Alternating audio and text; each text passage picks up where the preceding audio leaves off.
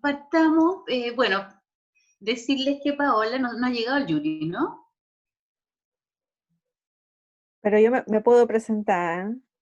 Sí, Bueno, no, preséntate, no Paola, tengo por favor. problema, no soy millennial, así que Ya. tengo la posibilidad mi nombre es Paola Volados, yo soy académica de la Escuela de Trabajo Social de la Universidad de Valparaíso, y bueno, soy investigadora Fondesit, trabajo temas de conflictos ambientales, desigualdades socioecológicas, y vengo hace varios años investigando sobre los conflictos, ¿no? Y los problemas ambientales, tanto en el norte de Chile. En mis primeros trabajos son sobre agua y minería en las comunidades indígenas atacameñas, y posteriormente, o en los últimos 6 años ya, me he dedicado y me he concentrado en la quinta región, en dos conflictos emblemáticos de investigación, que es el conflicto de Puchuncaví y Quintero, como zona de sacrificio, y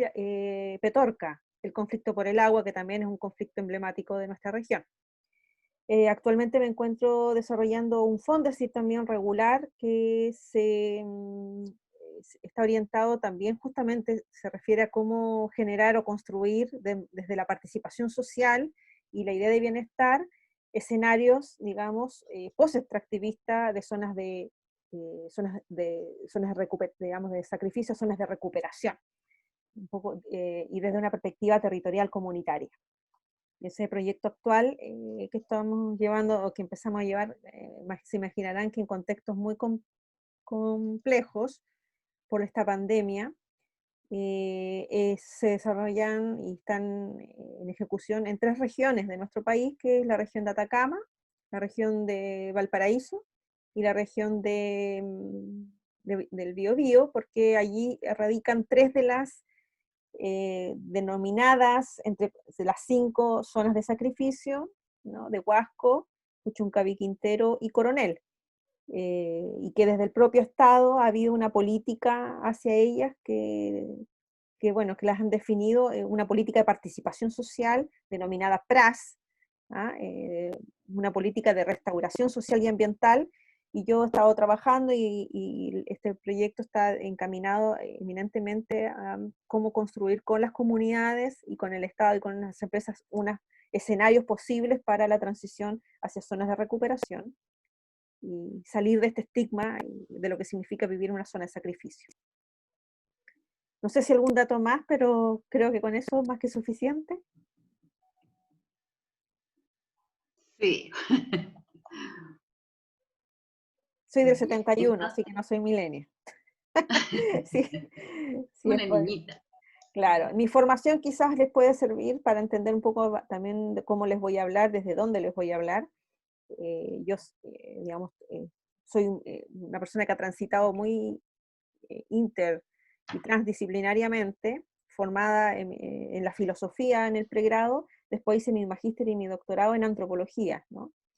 Y por eso también los dos textos que yo les compartí un poco tienen como esas dos puntas de análisis que tienen que ver con mi trayectoria investigativa, y que una se centra en una perspectiva más antropológica, que ha sido los trabajos y estudios sobre poblaciones andinas, indígenas.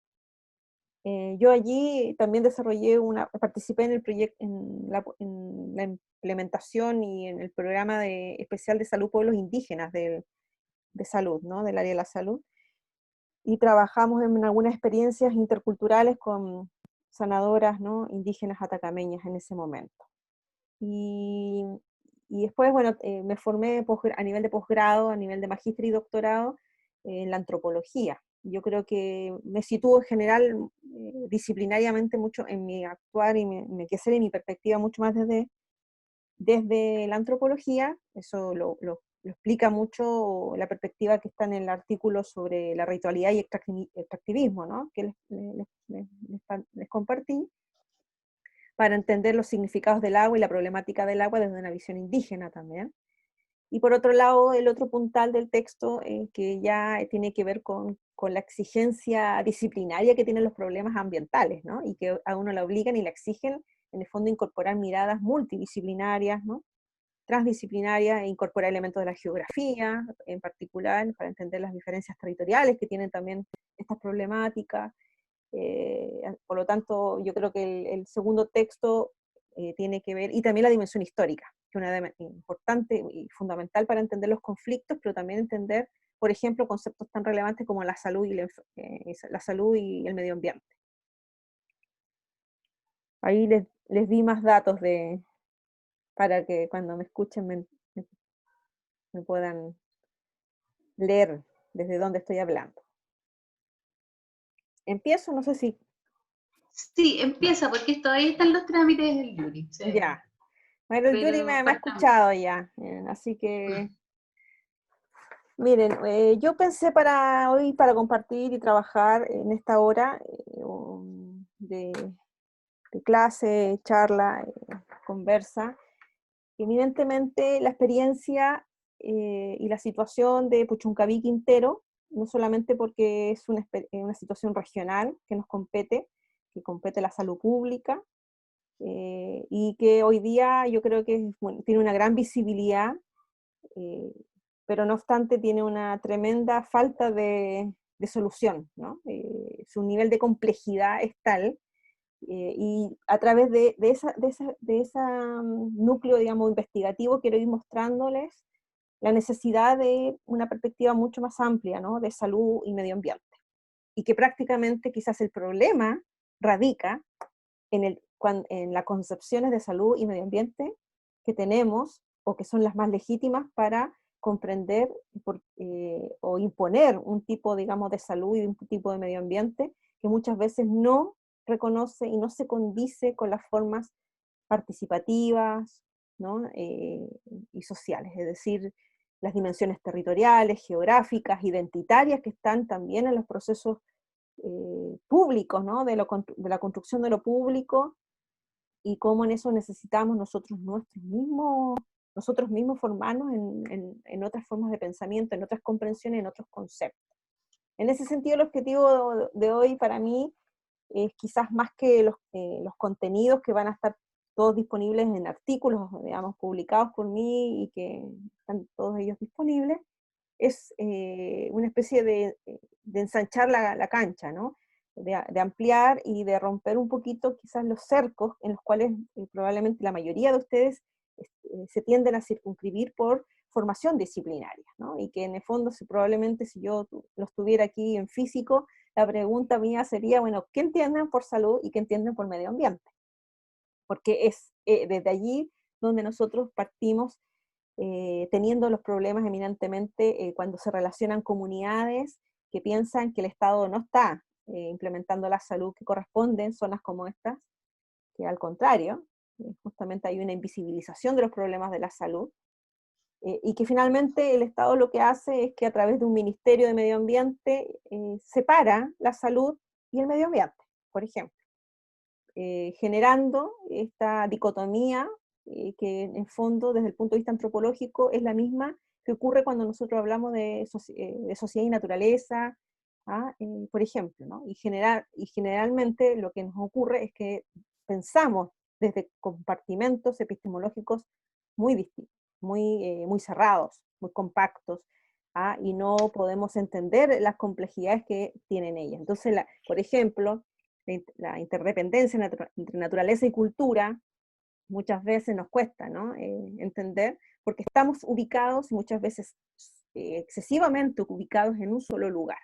Entonces hoy día en el fondo lo que yo los quiero invitar a hacer como un recorrido geográfico incluso, y me iría más allá, un recorrido corporal, ya que ustedes trabajan con cuerpos, pero son cuerpos que tienen historias, trayectorias, geografías, que tienen marcas.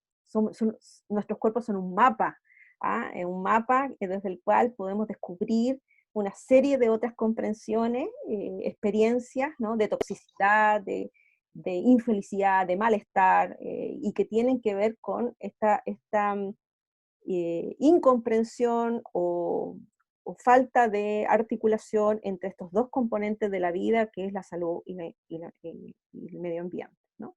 Si yo esta misma pregunta se la hiciera a una comunidad mapuche, ninguna de las comunidades mapuche me diría esas son palabras para hablar relevantes para ellos, y me dirían humanmonger, ¿no? Me dirían un término que probablemente pues, yo no lo entiendo, ¿ah? Pero que tiene justamente que ver con algo que ellos no pueden traducir al español porque no tiene traducción.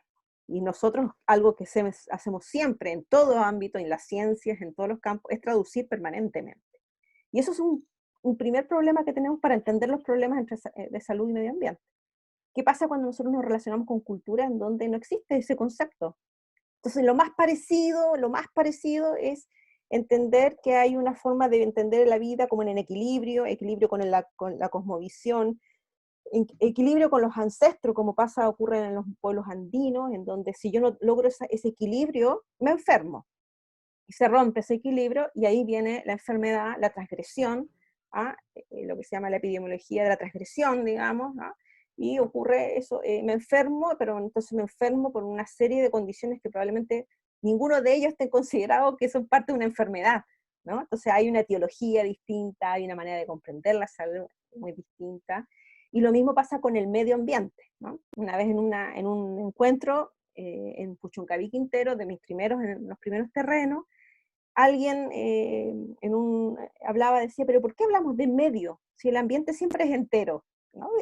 Me pareció algo bien interesante, ¿no? Es decir, cómo nosotros estamos llenos de clasificaciones, y esas clasificaciones, en vez de ayudarnos, nos entorpecen, ¿ah? Y una de ellas es el medio ambiente, ¿no? Esta terminología que muchas veces es mirada y es comprendida, y en Chile ha tenido una trayectoria muy compleja, porque ha sido sacada o extraída de la dimensión social, cultural e identitaria, para ponerla en un campo, así como la salud tiene un campo tan autónomo que muchas veces uno dice, bueno, probablemente muchos de ustedes, yo digo, ¿qué piensan de salud? Y ustedes me dirían una serie de componentes que probablemente para mí no es la salud, o como les decía, comunidades indígenas, es decir, que tienen que ver con tratamientos.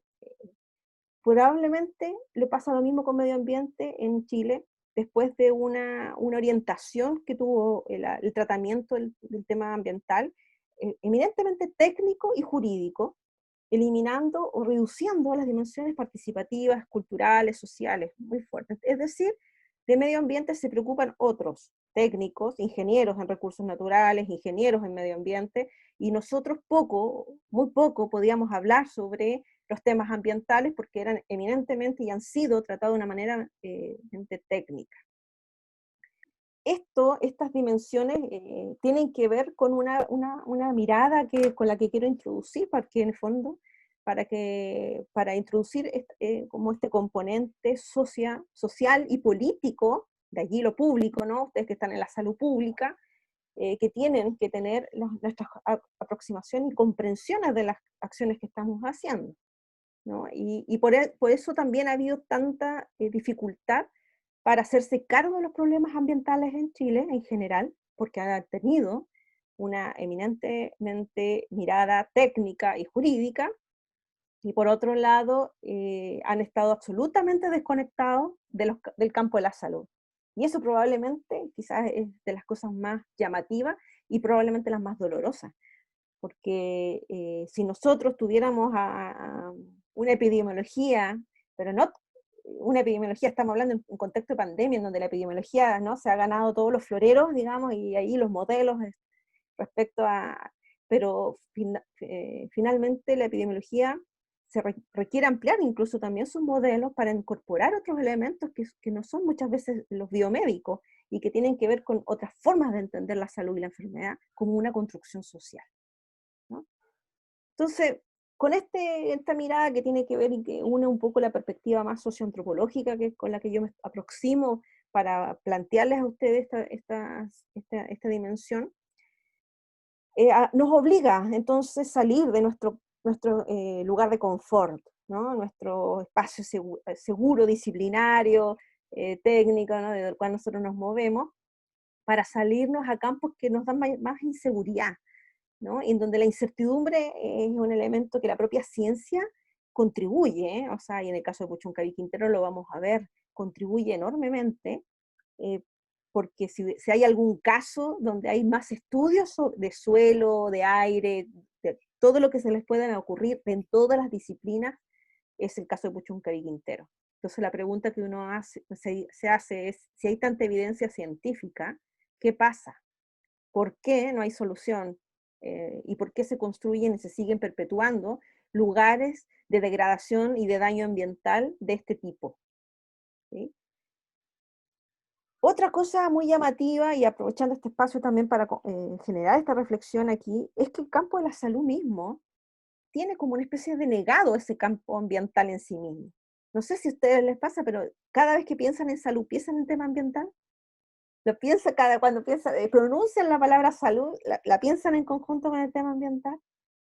Es lo mismo que uno piensa cuando le plantea a la gente medio ambiente. Ustedes cada vez que piensan en el tema medioambiental, ¿lo piensan vinculado con la salud? ¿No? Yo creo que hoy día las comunidades, el gran aporte que está haciendo la sociedad civil, la comunidad organizada, es plantear estos temas. Y una de las categorías principal que está siendo quizás levantada de manera, yo diría, muy crítica, es la dimensión territorial, geográfica, ¿no? Y que tiene que ver con estos condicionantes de mi lugar y del derecho a vivir donde quiero vivir, pero de vivir además sanamente. ¿Ah? En un lugar en donde puedo respirar el aire que debería respirar, tomar el agua y la calidad del agua que debería tomar, etcétera, ¿no? Cosas que uno dice, pero si estamos hablando de cosas elementales, estamos hablando de respirar, del agua, el aire, ¿no? Diríamos los elementos primordiales del punto de vista de, de la humanidad, ¿no? Y de la reproducción de la vida. ¿Ah? El agua, si quieren, como primer promotor. Pero la pregunta es, ¿nosotros sabemos la calidad del agua que tomamos y la calidad del agua en todas las regiones? ¿Sabemos lo que significa en términos médicos, lo que genera todo vivir en un ambiente tóxico como el que viven las comunidades de Puchuncaví Quintero hace décadas? ¿Sabemos traducir el sufrimiento sufrimiento ambiental, que implica estar en esas condiciones de precariedad, de que estar confinados mucho antes de que nosotros estuviéramos confinados, respecto a desde el 2018, pero hace décadas, cada vez que hay PIC, la gente se tiene que encerrar, los hijos y los niños no han tenido derechos por décadas a desarrollar una vida normal, y las mujeres que han querido reproducirse lo han tenido que hacer bajo esas condicionantes y esas ideas respecto a que pueden tener daños, digamos, ¿no? Y ahí hay una disputa también científica muy compleja, ¿no? En donde estudios también dan cuenta, digamos, de lo que del efecto que tiene de la toxicidad sobre, o digamos, la aspiración arsénico permanente, o de metales pesados el mismo, ¿no? Cherniche tiene una tremenda trayectoria respecto a eso. Sin embargo, desde el punto de vista estatal, de la política pública, no ha habido posibilidad, capacidad, y yo diría, como categoría suficiente para entender la complejidad de la problemática socioambiental. ¿Sí? Yo por eso hablo de lo socioambiental, para entender que la sociedad, la cultura y la naturaleza son una sola cosa, y son interdependientes a un punto que no podemos separarlas ni hablar de una sin la otra. Y en lo mismo hablaría entre salud y medio ambiente, ¿no? Desde esa perspectiva plantearía esa misma interdependencia. En el texto 1 hay una frase muy linda que es de una de las antropólogas que escribe sobre el agua, y ella dice: la naturaleza y la cultura fluyen, haciendo una imagen del agua, ¿no? Una dentro de la otra.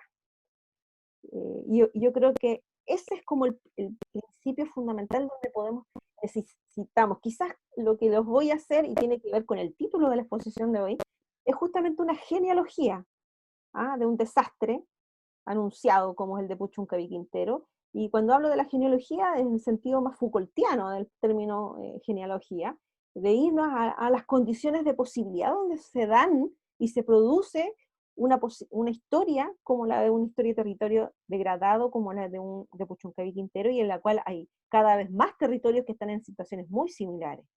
¿Mm? ahora les voy a compartir entonces, pero necesito ahí, Dora, Sí, que tú me dices. inmediatamente, todo suyo. Me dan ganas de que me interrumpan, pero no sé si no, la metodología es para que después me interrumpan. Es que es más ordenado sí, que Sí, tú sí, expongas entiendo, bien y sí, después sí. Me cuesta el hacer. zoom. Ya, ahora sí. ¿Sí? Ya, bueno. ¿Se ve bien? Sí, Ok. súper. Miren, parto siempre con estas dos fotos porque son bien emblemáticas, porque son de 20 años de diferencia, ¿sí? Una es del comienzo de los 90 y la otra es del periodo del 2000, fin del 2003, 2004, de la zona de Puchuncaví Quintero, ¿no? Y que muestran en el fondo las condiciones ambientales que han estado presentes por décadas una zona tan sufrida como la Puchuncaví Quintero. También porque elegí también hablar, porque muchos de ustedes van a desempeñarse, se desempeñan o están cerca, muchos son de la zona, en donde se habla, se discute de zona de sacrificio.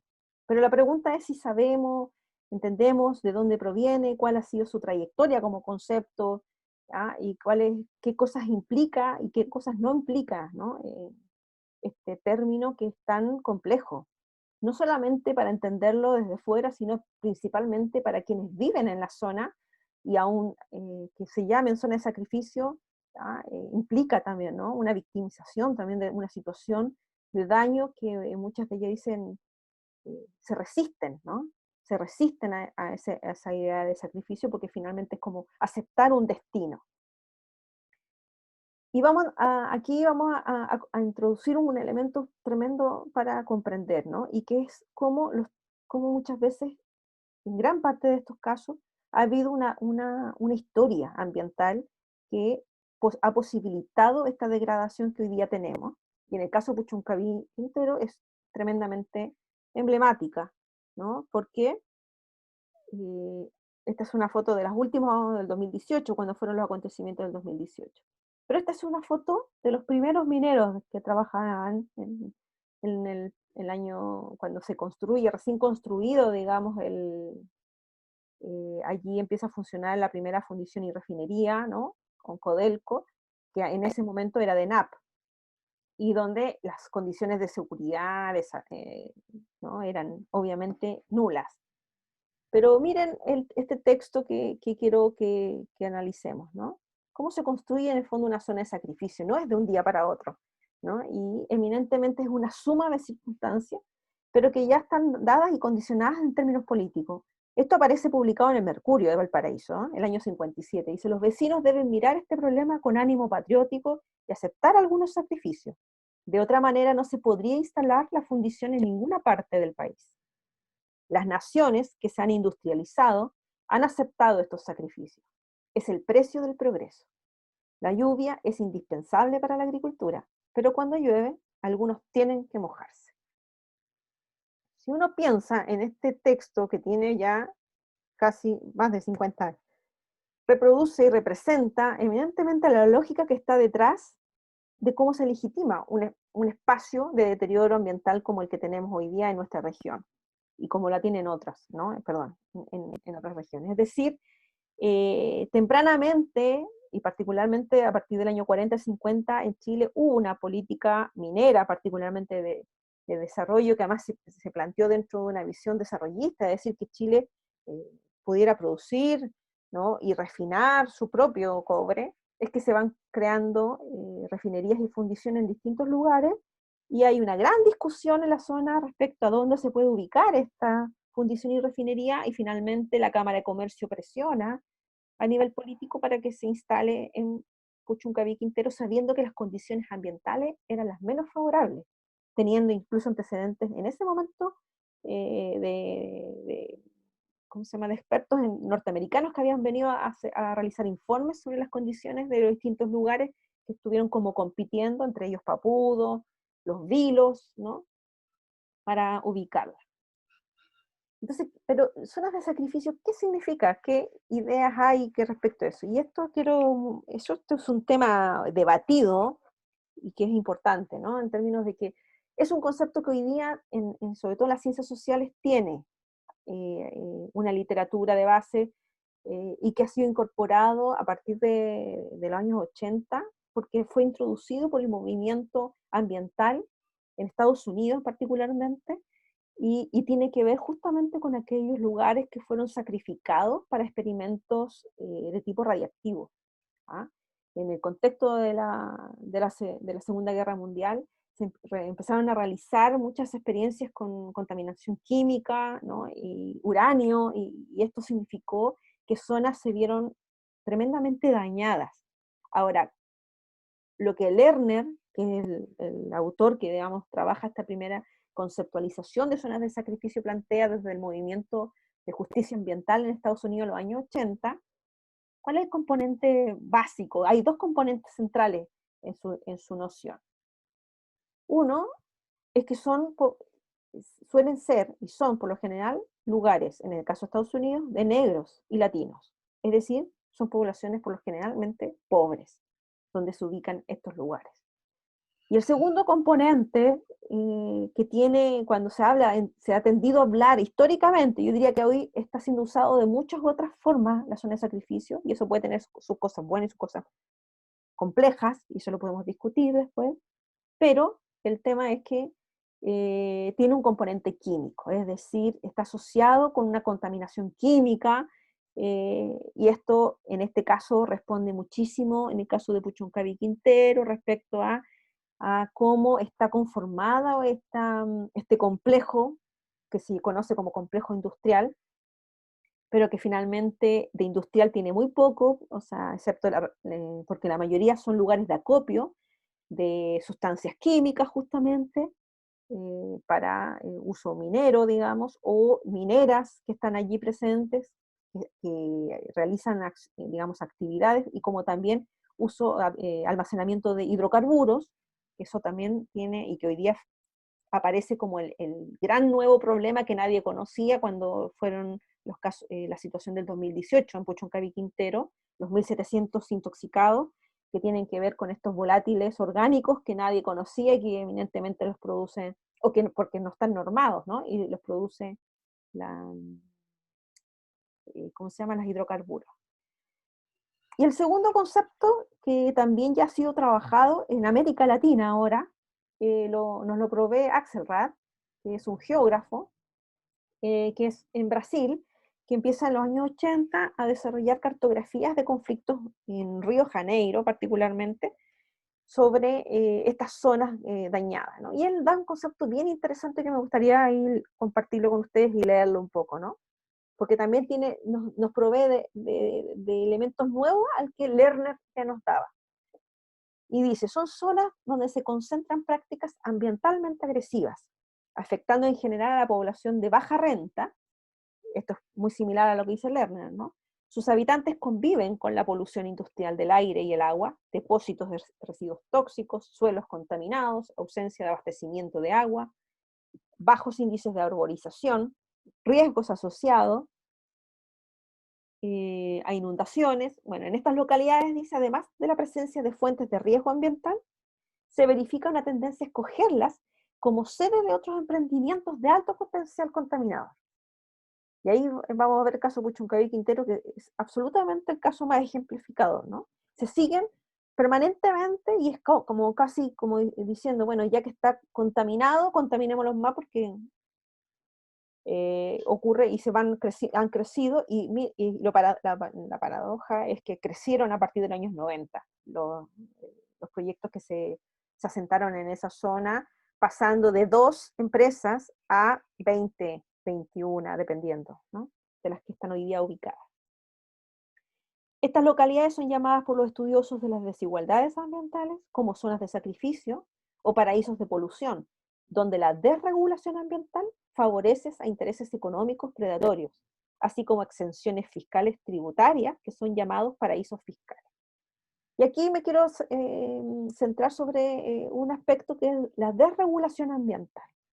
Y aquí esto es tremendamente importante, porque también opera con el problema de las posibilidades de la regulación sanitaria, así como, o sea, en el fondo, tanto digamos, el sistema público de salud como ambiental debían estar en vanguardia, ¿no? Y de hecho los que entregan indicadores más altos respecto a exigencias ambientales es la OMS. Sin embargo, lo que tenemos es que gran parte de las empresas que están, por ejemplo, en estos lugares de daño ambiental, son muchos de ellos, las más contaminantes, no tienen resoluciones de calificación ambiental. ¿Por qué? Porque operan después de la ley medioambiental, porque la ley de medio ambiente en Chile empezó a operar el año 94, pero resulta, o sea, perdón, fue promulgada como ley, pero empezó a ser recién practicada a fines de los 90, es decir, entre medio del 94 al 98 que empezó a operar como propiamente tal, porque surgió, digamos, ¿cómo se llama? La ordenanza que permite que ya se pueda ejecutar la ley, es que empiezan a aparecer en ese lapso, empiezan a introducirse una serie de proyectos, las que son hoy día los que tienen a las comunidades. Esta es una imagen de la Bahía de Quintero de comienzos del siglo pasado, para que se hagan una idea de que, bueno, es un sector poblado tardíamente, ¿no? A partir sobre todo del año 30, 40 y de allí en adelante, pero en donde muy tempranamente, recién colocada la fundición, ¿sí? Y la termoeléctrica que estaba en ese momento, que era, digamos, chilenas, en ese momento no eran transnacionales, era Chilectra, los primeros en dar aviso de la contaminación a fines de los años 70 son los agricultores. Hay que pensar que esta zona era la zona rulera de Chile, es decir, una de las principales productoras de grano, lentejas, ¿no? Y que se empezó a ver afectada directamente primero la agricultura, porque en ese momento, sobre todo la zona de Maitenes, hacia el interior, el SO2 emitido con la refinería, el arsénico, bueno, digamos, terminaban generando daños que, bueno, aquí los ven ustedes en la vegetación, pero que destruyeron, acidificaron, ¿no? Convirtieron la tierra ácida y finalmente fueron matando la economía local por excelencia de la zona. ¿Ya? Sobre esto, por eso es tan importante hacer historia, ¿no? de los conflictos. Ya hay, desde el año 89, en la prensa, así cuando uno hace recorrido, en la prensa hay una fuerte, digamos, se empieza a ver los primeros estudios, y uno es este, donde se habla del diluvio ácido, y este caso que ustedes ven ahí, el de los hombrecitos verdes, empieza a aparecer muy ahí silenciosamente, pero va a ser uno de los casos más complejos y más invisibilizados del conflicto de Puchuncaví Quintero, porque tienen que ver con los propios trabajadores de NAP que trabajaban ahí en esa foto primera que yo les mostré, en esas condiciones, y que empezaron a dar rápidamente muestras de sus problemas de salud, muertes tempranas, una serie de antecedentes que empezaron ellos a advertir del efecto de la contaminación en la vida y la salud de ellos. Claramente, y esto es un tema que como salud pública yo creo que es sumamente hay que hacerse cargo de alguna u otra manera, particularmente con la minería, y eso lo sabemos, la silicosis, las dificultades de transparentar los datos respecto en Chile de quienes están enfermos de silicosis. Hay un gran oscurecimiento y una falta de transparencia, además de que no existe un seguimiento a estas problemáticas y a estas enfermedades. Finalmente lo que empieza a ocurrir es que digamos, los trabajadores de NAP en ese momento empiezan a morir, ¿ah? Y fueron conocidos de esta manera muy triste como los hombrecitos verdes. Ya les voy a mostrar un poquito algunos antecedentes. Así era hasta el año 95 la zona. Si se dan cuenta, el gran complejo que hoy día nosotros tenemos es posterior a esto, es decir, en esa ventana que hubo entre la ley y la promulgación y su reglamento, ahí me acordé, el reglamento, es que se entran todos estos proyectos que terminan generando, ¿no? Pero yo les hablaba de este caso, que en términos de salud es uno de los casos más emblemáticos de los hombres verdes, que empezaron a judicializar recién en el 2006, ellos tardaron muchísimo en articularse y en organizarse, como Asociación de Exfuncionarios de NAMI, ¿ah? Eh, y empezaron a judicializar el caso, y fueron exonerados varios cuerpos para ser investigados, y allí también hubo una serie de irregularidades en términos de los informes que fueron entregados a las familias sin firmas, sin nada, diciendo que constataron que habían, existía, digamos, metales pesados en los cuerpos de los exhumados, digamos, en ese momento, pero que eso no daba para concluir de que había sido efecto de los metales, o sea, que la muerte no había sido causa, digamos. Este es el argumento principal y permanente de todo el Estado y las empresas cada vez que ocurre algo. Y esto para mí es lo más complejo desde el punto de vista de la salud, es decir, cómo desde la salud no podemos buscar caminos para poder dar cuenta, generar evidencia respecto a la relación entre salud y medio ambiente. Generalmente lo que se ha hecho, y para eso se ha tratado de mantener esa gran brecha entre salud y medio ambiente, evidentemente es para justamente decir, bueno, que existan estos metales pesados, que haya contaminación del aire, no significa que eso afecte a la salud.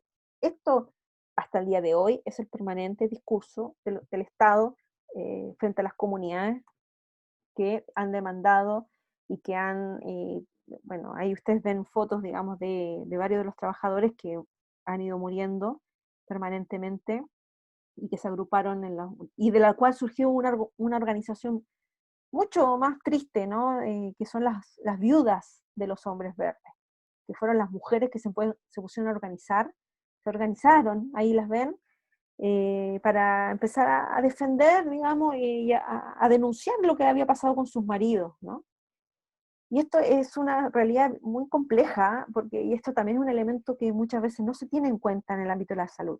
¿Sabe lo que significa que el Estado lleve a una población a un lugar para hacer minería, diciéndole que gracias a ellos, que ellos van a hacer el progreso de Chile, el progreso minero de Chile, y que finalmente eso se traduzca en unos años en la muerte de ellos por enfermedades en estas condiciones? Es muy duro, es muy difícil, y también hay un componente social que hay que comprender, de que haya tardado mucho en la gente para poder organizarse y denunciar. Pero finalmente lo fueron haciendo con todo lo que significa como mujeres en un contexto minero, buscando, digamos, que se haga justicia para sus esposos, ¿no? Y muchas de ellas que ya están muy grandes, ¿no? Y que también hablan de una tercera generación de contaminados. Eso es algo que también dentro de la organización de la Asociación de Funcionarios empiezan a hablar, es decir, los hijos de los hombres verdes y de las viudas de los hombres verdes que denuncian estar ellos mismos contaminados. Desde allí, entonces, nosotros tenemos que Puchuncaví se constituye como un ejemplo emblemático de las ineficacias de la política ambiental, pero yo también diría de la política sanitaria, ¿sí?, del país, y de los límites, ineficacias, ineficiencias también de ella, y que no radica solamente en cómo se expresan, sino también en la capacidad de captar y de capturar la problemática, que requiere ser mirada de múltiples maneras, entre ellas con el componente normativo, es decir, que también es necesario hacerse cargo en un país en donde no tenemos casi la mayoría de los metales pesados, no están, digamos, considerados, no están regulados, y solamente están regulados el SO2, pero que recién el año pasado, producto de los acontecimientos del 2018, se logra incorporar una nueva norma, pero no según lo que dice la OMS o lo que sugiere la OMS, que es lo que se considera más apropiado, sino por la norma europea, que es un poco más flexible, obviamente, ¿no? Pero claramente, de los estudios y la evidencia científica, el arsénico es uno de los más, digamos, de elementos que se asocia a cánceres, por ejemplo, y donde no tenemos estudios epidemiológicos suficientes, en donde hay una ausencia de ahí de la salud importante en este ámbito, en donde necesitaríamos, y se necesitaría un ministerio dedicado, digamos, a trabajar y promover sobre este tipo de situaciones. Aquí aparece un poco las diferencias de normas que hay y que recién este año hubo un cambio. Yo no sé si alguno sigue un poco la problemática de Puchuncaví Quintero, pero han ido apareciendo muchos en las redes sociales, en las comunidades, diciendo que ahora hay más PIC. Y en realidad lo que pasa es que como ahora está regulado, aparecen en el sistema de monitoreo, que entre otras cosas, ustedes saben, el sistema de monitoreo ambiental lo tienen las propias empresas que contaminan, y no al Estado chileno, aunque ahora formalmente se dice que fue entregado al Estado, pero al final eso sigue estando en manos en donde hay alta injerencia de las empresas respecto a los datos. No tenemos un sistema de monitoreo suficientemente transparente, independiente. ¿Qué tenemos en ese territorio? Para hacerse una idea concreta, esto es lo que hay. Todo esto. Hay 3 empresas vinculadas al acopio de hidrocarburos, ¿no? Shell, ENAP, Copec. Hay 5 termoeléctricas, 4 de Asgener, que son a carbón. Estamos hablando de fósiles que son considerados los más contaminantes y más dañinos para la salud. ¿Sí? Tenemos bodegas de mineras de Anglo American, tenemos las canchas de Petcock, que es más contaminante porque es una mezcla de carbón con petróleo. ¿Ah? Eso, y tenemos además empresas de gas, ¿sí? GNL, Gasmar y Enel, ¿sí? Y además tenemos empresas químicas. Y para así ya sumarle todo, redondear todo, una cementera que larga productos de contaminación aérea muy importante. Esto sin ponerle sin, digamos, tomar en cuenta lo que significa, si ustedes se recordarán que entre el 2014 y el 2016 tuvimos 3 derrames de petróleo que dejaron a la bahía absolutamente muerta, ¿sí? Porque fueron miles de toneladas y afectando, por un lado, la economía pesquera, la poca que queda, que se fue en los años 90 deteriorando aún más con estos vertimientos que ya existían previos, pero que terminan de finalmente contaminando bueno, toda la fauna marina, ¿no? Y entre ellos también los mariscos, que muchas veces nosotros debemos saber bien de dónde los consumimos, porque obviamente estamos hablando de zonas en donde hay extracción actualmente, es muy difícil evitarla, y bueno, en donde los mariscos, y han habido una serie de estudios donde muestran que hay una alta contaminación de metales pesados en los mariscos. Bueno, aquí para hacerse una idea, el problema de Puchuncaví Quintero, y ahí es donde es un problema de salud, es un problema de medio ambiente, pero es eminentemente un problema político. Aquí están todos los intereses de todas las empresas más increíbles que podamos creer, públicas, privadas, con capitales nacionales y extranjeros presentes, ¿no? Entonces, gran parte de por qué no se soluciona esto, tiene que ver con esto. Recortado, Paola. ¿Ah? ¿Qué pasó? ¿Se cortó?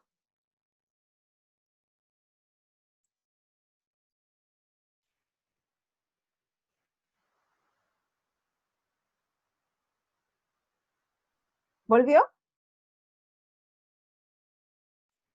¿Aló? ¿Sí? Ahí sí. Sí, ahí sí, Paola. Ya, es que se me cortó el internet, así que lo volví a cambiar a otra red. ¿Ahí se escucha Ya. bien? Sí. Ya. Voy a volver a las imágenes.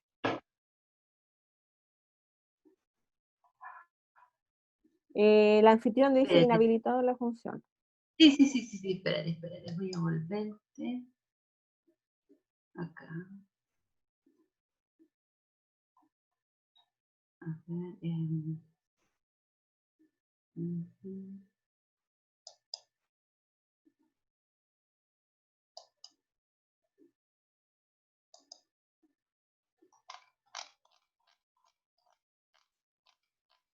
Espérate un cachito que no te puedo encontrar. Soy la primera. Sí, Aparezco primera. obvio. Aparezco la Espérate. primera. Sí. Mm,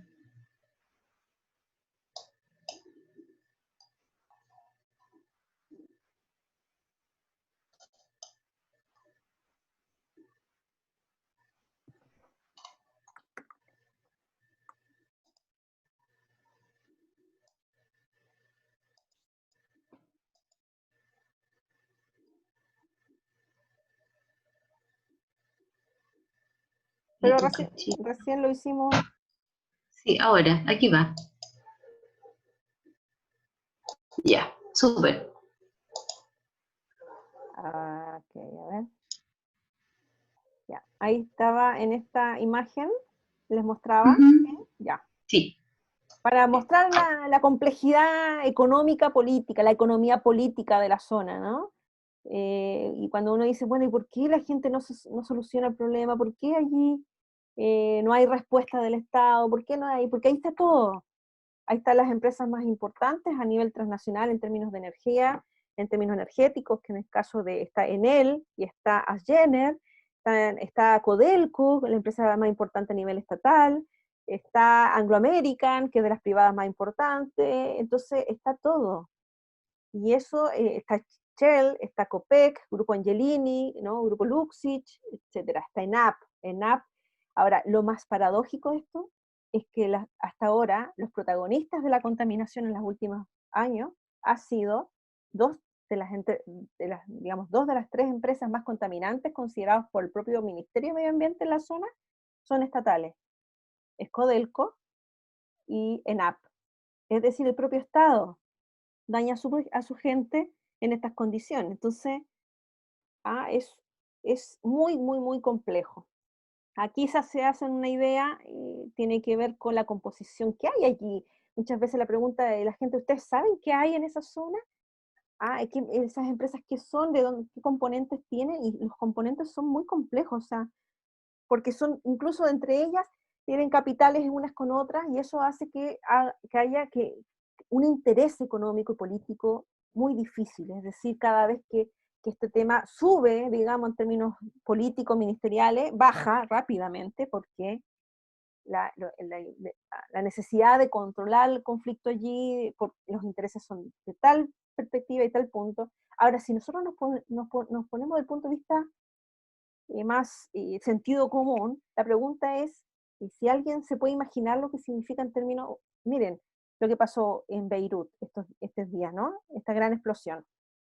En Puchuncaví, Quintero, se empezaron justamente a compartir y a comentar diciendo ellos podrían vivir una situación muy, muy similar, en términos de que allí está químicos, hidrocarburos, están una serie de componentes explosivos, una serie de componentes muy similares que podrían ser el blanco o el flanco de cualquier tipo de situación como la que se vivió en Beirut, y que tiene que ver con la peligrosidad, ¿sí? Y la toxicidad de los elementos que allí están. No es solamente el tipo de empresas que hay, sino que están todas empresas que son considerables, altamente tóxicas y altamente peligrosas, ¿no? Eh, bueno, para que lo hagan, ¿no? Esto significó además de que la gente ya no pudo acceder a la costa en la zona, la gente vivía, ¿no? Y en donde los componentes químicos que están allí son tremendamente peligrosos. Estamos hablando de butano, metanol, propano, ¿no? Si se dan cuenta, se ha intentado normar, y cada vez que se ha normado, el año 94 hubo una norma que duró 2 meses, pero que después se quitó y se ha vuelto a intentar reponerla, pero los intereses son muy, muy, muy importantes. Entonces allí es donde yo planteo, o sea, yo digo, si tuviéramos datos de salud, sanitarios, yo creo que podríamos trabajar, ¿no? O intentar, digamos, demostrar, decir, bueno, aquí la vida es la que ha estado en riesgo todo este tiempo, y sigue estando, y esto va a estar por décadas, porque esto va a ser, por eso es muy importante, esto aunque se mejore contemporáneamente, el daño del suelo, por ejemplo, los ecólogos hablan que los suelos tardan en recuperarse cientos de años. ¿Se imaginan lo que esto significa en términos de un territorio que se dedicó a la agricultura? Bueno, esto lo pongo porque en verdad esto lo pone la gente en los lugares, ¿no? O sea, los cuerpos, ellos sienten también que la contaminación está en los cuerpos, y por los cuerpos se va esa contaminación, ¿no? Esto no es menor, digamos, ¿no? Tiene que ver con lo más íntimo y lo más, a la vez lo más. Y por otro lado, esta es la gran paradoja que les decía yo recién, ¿no? Desde el año 86 que están los primeros estudios respecto a la situación de Puchuncaví, primero con el tema los estudios de suelo, que son los primeros que empiezan a mostrar contaminación, después los de aire, en fin, ¿no? Los últimos que también tienen que ver con agua, la calidad del agua, en donde encontraron un exceso, sobre todo porque eran comunidades que se abastecían de agua de pozo, gran parte de ellos con un nivel de arsénicos que probablemente tengan causa de cánceres que no han sido estudiados, ¿no? Y también, por otro lado, una serie de estudios de tipo también psicológico y sociológico que han estado presentes en la zona. Es decir, realmente la evidencia científica es de los lugares donde más estudios, todo el mundo quiere hacer trabajos allí, investigaciones, pero es donde menos se ha logrado transformar y cambiar la realidad de la situación, ¿no? Y hay algo que también, lo que es a veces los imaginarios, ¿no? Y aquí probablemente muchos de ustedes, no sé si algunos viven en Concón, pero Concón pasa a ser, cuando pasa el 2015 a ser parte de la zona saturada de contaminación de material particulado, resulta que en algunos de los indicadores Concón supera a Quintero y Puchuncaví. Es decir, en algunos metales hay mucha más contaminación en Concón que en Quintero, ¿no? Y Puchuncaví. Y eso ¿cómo se llama? Es interesante porque muchas veces Concón no se siente tan contaminado, mucho menos sacrificado como las otras dos, y resulta que en términos de datos, son datos del ministerio, son investigaciones que el propio Ministerio de Medio Ambiente ha hecho con gente de la salud. Y si ustedes se fijan, digamos, estudios que hubieron desde el 2011 en adelante, muestran cómo esos metales pesados se hicieron estudios de presencia de metales en ciertos lugares, y justamente los lugares de grupos más vulnerables son donde mayores indicadores de contaminación existen. O sea, estamos hablando de hogares de ancianos, consultorios, escuelas, ¿no? Eso es emblemático para mostrar la desidia, el desinterés, ¿no? La falta de lo público, finalmente. Para tener una idea en términos históricos, uno del momento de inflexión, digamos, de esta conflictividad se da el 2011 y el 2012 cuando se producen las primeras intoxicaciones en la escuela de la Greda. Yo no sé si algunos se acuerdan, pero fue quizá el momento que empieza a visibilizarse nuevamente la temática a nivel de la prensa, y probablemente de allí no va a parar, digamos, hasta que entre el 2014 y el 2016 empiezan a producirse los derrames, que fueron tres, de una envergadura tremendamente grande, y en donde uno de los responsables de fiscalizar esa zona era la Armada, que tiene la concesión marina de esa zona y que recién ahora ha ido mejorando su nivel de fiscalización y sobre todo de protocolo frente a situaciones como esta, pero estamos hablando de miles y miles de toneladas derramadas, en donde de alguna manera destruyeron la poca y mínima expresión de pesca artesanal, pero que sigue siendo un deseo de la comunidad de permanecer, porque son culturas y son prácticas culturales ancestrales, es decir, que se transmiten por generación y que las comunidades quieren recuperar, ¿no? Estamos aquí, por ejemplo, fueron el derrame de más de 30.000 litros, digamos, de petróleo el 2014, el 2016, nuevamente hubo otro derrame, ¿no? Sabiendo que había condiciones de marejada.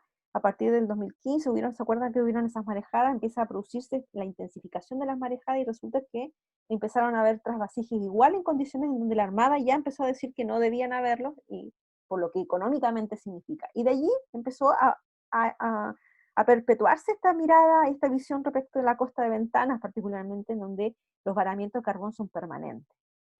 Todos los días hay, ¿no?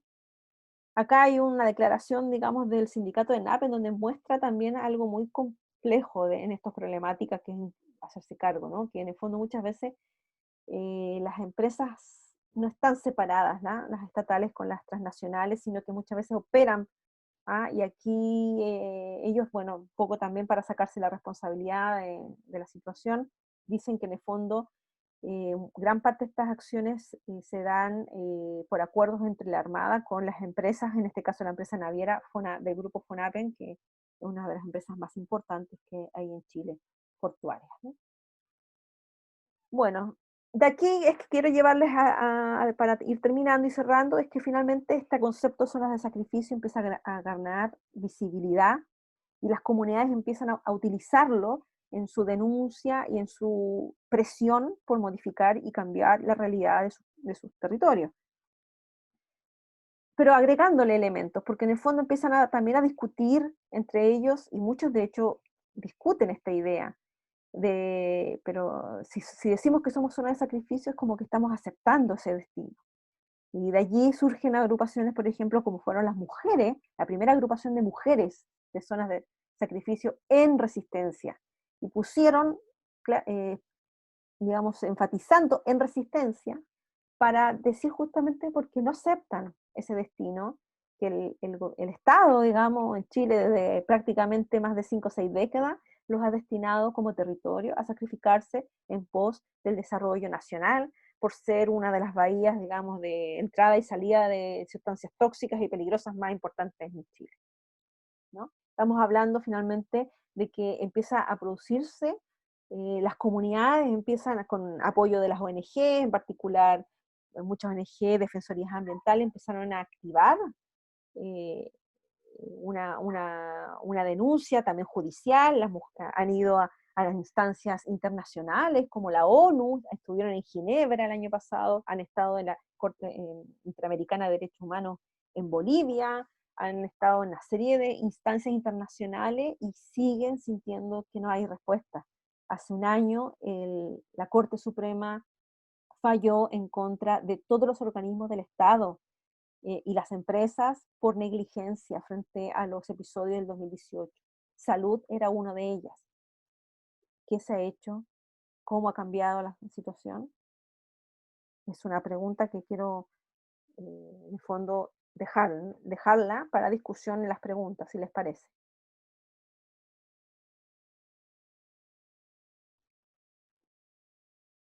¿Sí? Yo mi parte la cerraría aquí para poder abrir quizá una discusión.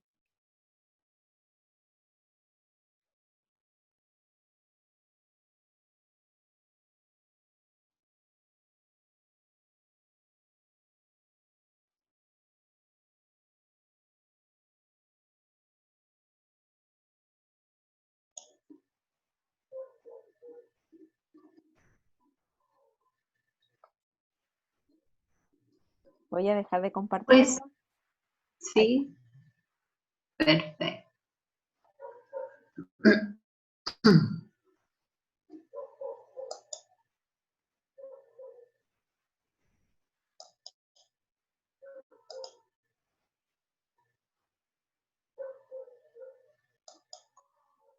Bueno, Paola, Yuri, eh, Hola, Hola, dime. Yuri.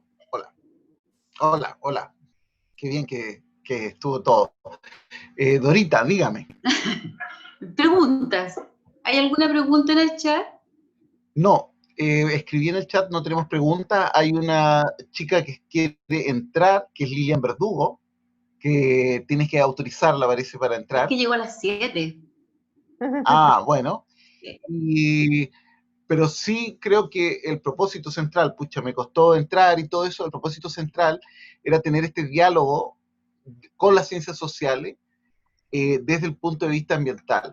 O sea, lo que buscamos un poco, el propósito era no mirar solamente la toxicología, que es como el terreno en que nosotros pretendidamente puro, medimos la exposición de las personas, decimos si están en riesgo o no están en riesgo, pero no miramos estos otros componentes, los componentes políticos, los componentes económicos, los componentes culturales, que sin los cuales el problema ambiental, el problema de ventana, por ejemplo, que es muy lindo que Paola se haya concentrado en un territorio, en un problema muy localizado, serían como visiones puristas, así, ¿no? Medimos y aquí están los resultados, ¿no? Tipo CONAMA, Ministerio de Medio Ambiente. Ministerio, aquí medimos y aquí están los resultados. Entonces siento que era bien importante en este taller de salud pública que la salud pública recoja lo más genuino de su visión, que es ser un articulador con las ciencias sociales y con una profesional de las ciencias sociales. Ahora, hay una pregunta, aquí apareció una pregunta, y un comentario que me parece importante ponerlos. Uno dice, ¿cuál sería la propuesta? ¿Qué podemos ofrecer desde nuestra posición como personal de salud? Y la otra es un comentario que dice, queda la sensación que siempre seremos aplastados por los intereses económicos. Ok. Pero hay una pregunta también. Sí. ¿Cuál sería la propuesta? Sí. ¿Qué podemos ofrecer desde nuestra posición como personal de salud? ¿Sí? Bueno, mucho, mucho y fundamental. Creo que me centré durante toda la exposición justamente en el vacío que hay y en la necesidad porque ha servido para la política económica ese vacío. O sea, por un lado, mantener a medio ambiente metido en esos indicadores, ¿no? de SO2, qué sé yo, así como en salud, en estos, como dice Yuri, en estas dimensiones de medición, de toxicología, y en el fondo aquí funciona también una cosa muy compleja que tiene que ver con lo público, y vuelvo al tema de lo público en un contexto de reconfiguración social que estamos viviendo como país, muy importante, este proceso constituyente, en términos de decir que nos estamos dando permiso para refundar y fundir también nuevos horizontes de lo público, en donde ya no nos basta, en donde está todo visto y puesto en cuestión, en ello las mismas formas de conocimiento. O sea, aquí el conocimiento que emerge, y espero haber podido transmitir también eso, es el conocimiento territorial. O sea, no hay mayor conocimiento que el que hay en los territorios. ¿Ah?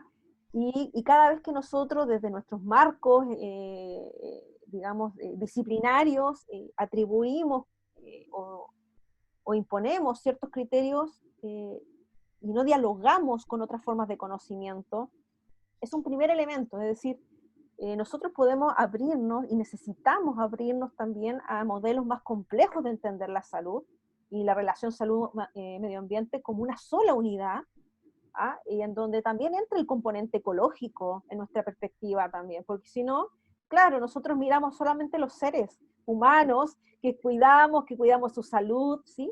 Pero en una visión ecológica también entran aquellos componentes no humanos que son vitales para nosotros.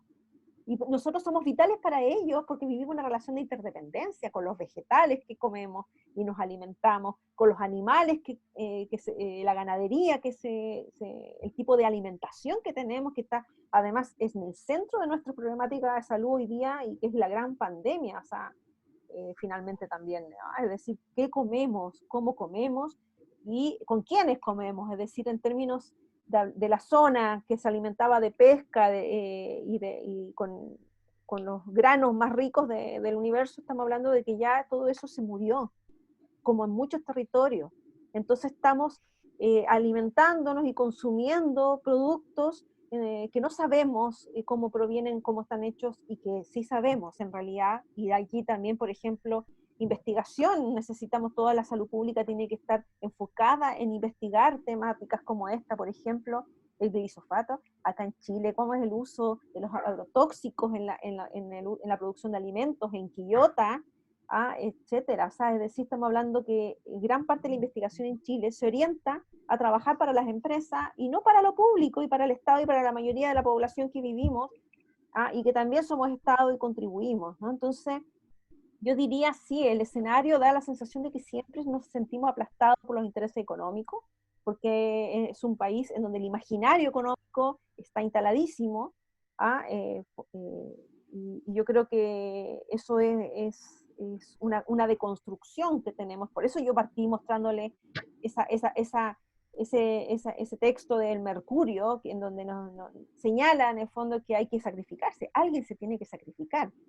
Ayer fueron ellos, parece que siguen siendo, porque siguen 6 décadas más o menos iguales, pero podemos ser ustedes, puede ser yo, somos nosotros también los que somos sacrificados en otro momento. Entonces la pregunta es, y saben que esto se los digo ya como funcionarios públicos, académicos, investigadores, cada uno del ámbito profesional en el que está.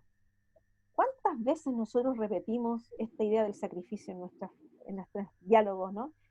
El diálogo del esfuerzo, de que hay que sacrificarse, ¿no?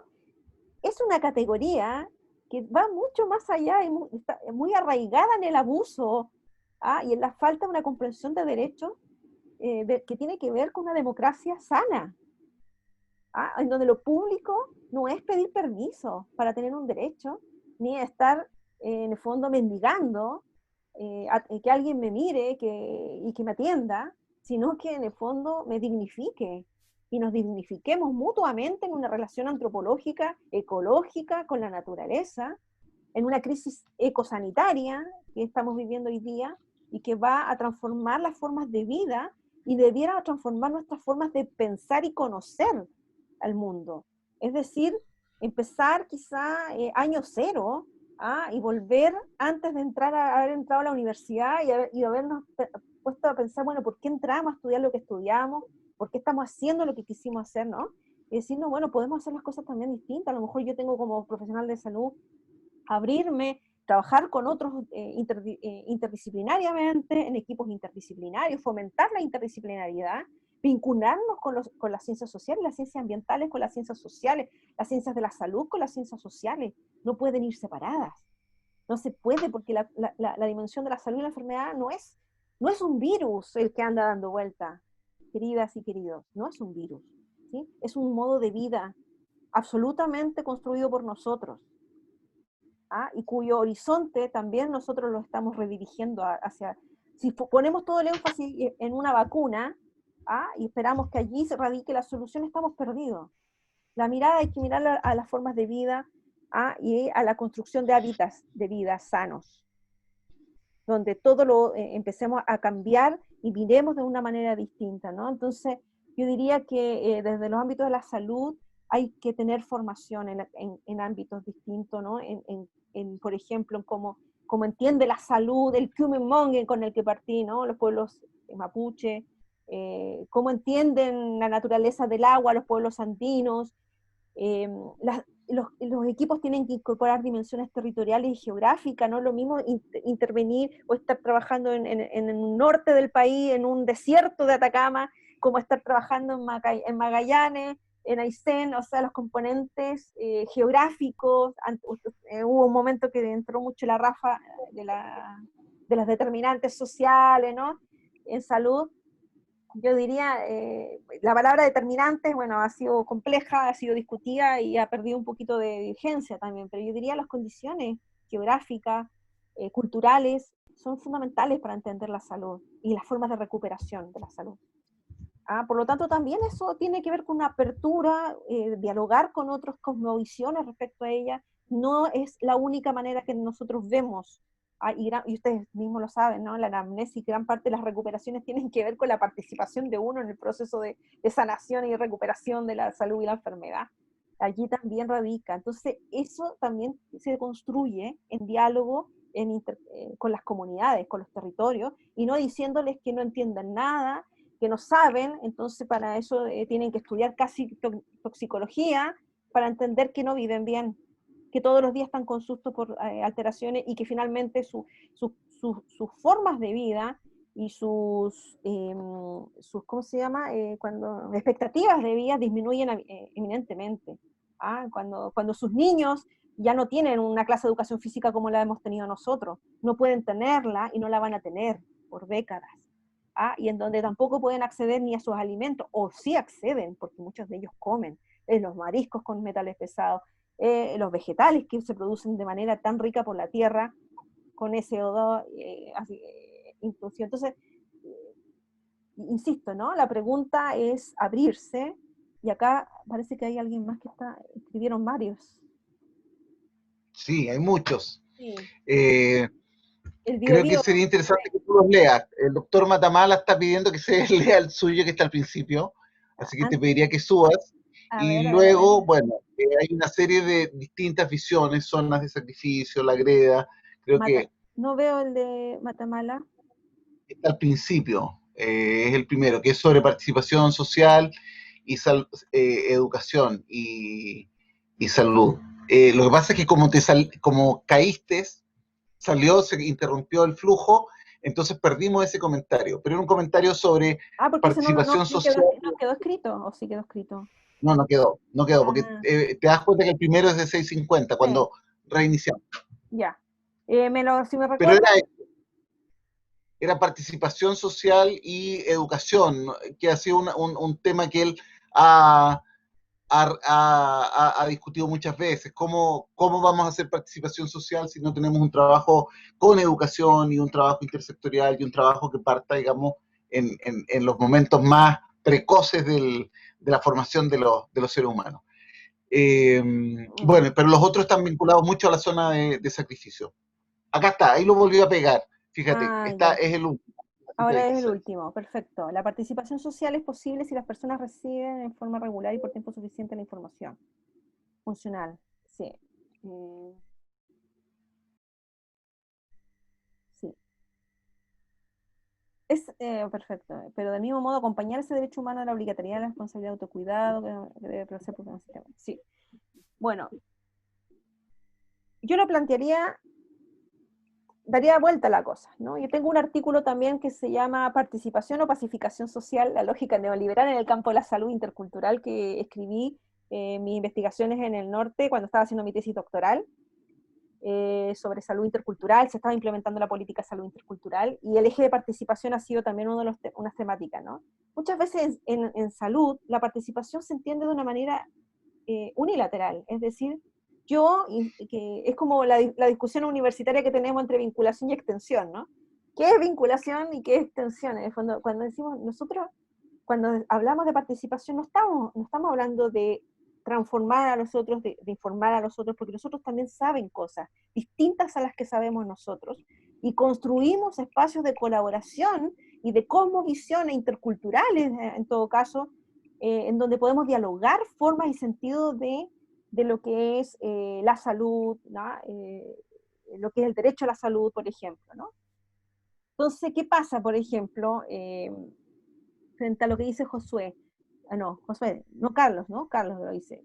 Carlos Matamala dice, en el fondo, entonces allí la cuestión no es intersectorial nomás, sino que es intersectorial pero abierta con las comunidades, es decir, y las comunidades no entran en una etapa posterior, sino que se construye colaborativamente. Por eso los modelos de participación en Chile no han funcionado de los 90 en adelante, porque es una pseudo participación que en el fondo tiene que ver con y lo voy a decir con el título que en salud se ocupa, validación de un modelos que llevamos nosotros, que imponemos nosotros y que buscamos que se validen en espacios comunitarios.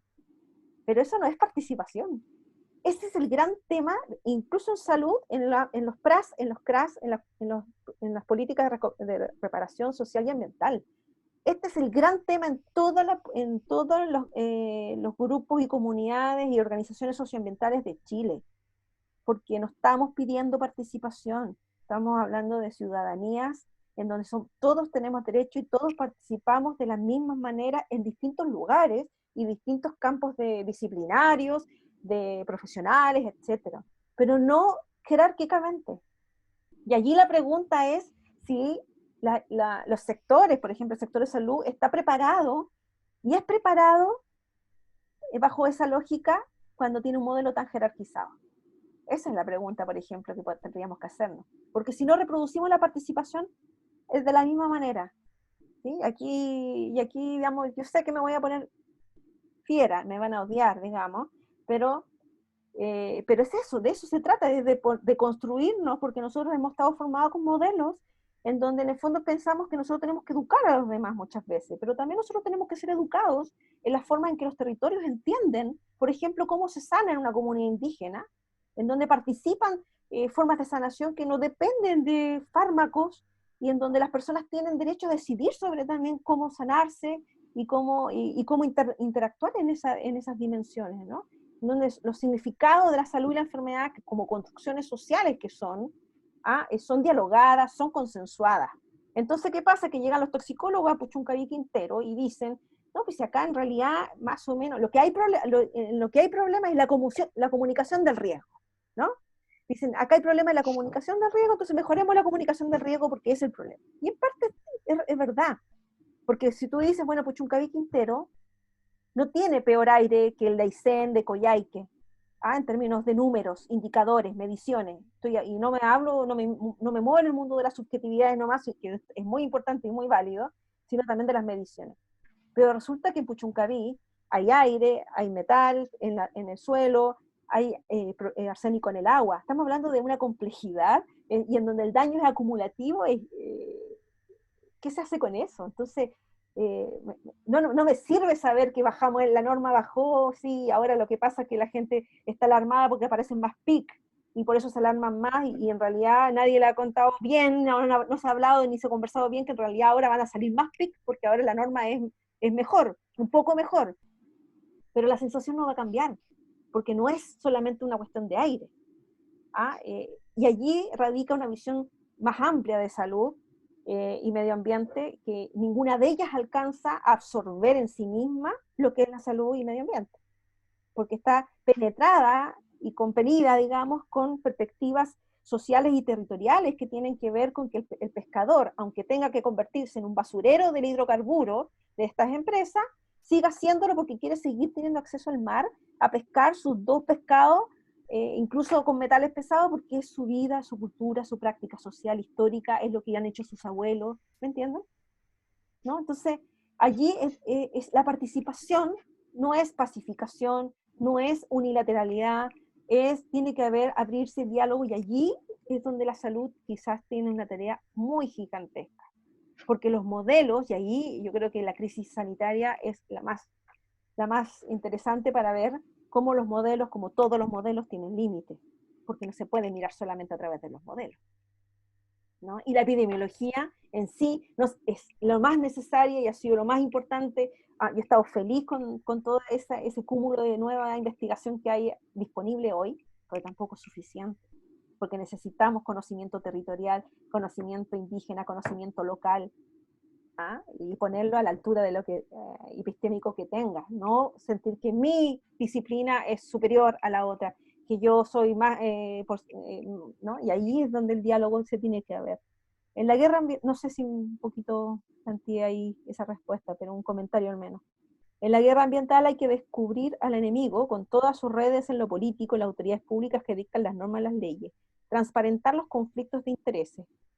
Las universidades deben participar en mejores sistemas de monitorización ambiental y generar evidencia verdadera, para entregar más conocimiento y herramientas a los ciudadanos para continuar una lucha desigual en el poder económico. Exacto. Eso es lo que hace desde la perspectiva que hacemos nosotros los que trabajamos desde la ecología política, entendiendo que las relaciones entre naturaleza y cultura no son relaciones simétricas, sino son eminentemente relaciones asimétricas, y que todos quienes quieren tener acceso a un recurso, un bien natural, sea el que sea, disputa desde lugares, pero con unos grandes niveles de desigualdad. En estos casos, cuando hay niveles de esta degradación, uno dice, en términos de discusión académica, yo diría, uno mira primero, los territorios son desiguales socioecológicamente, ¿no? Nosotros, el tema del agua, por ejemplo, en el desierto de Atacama no es lo mismo que el agua en el sur, ¿no?, del país. Esa consideración territorial es muy importante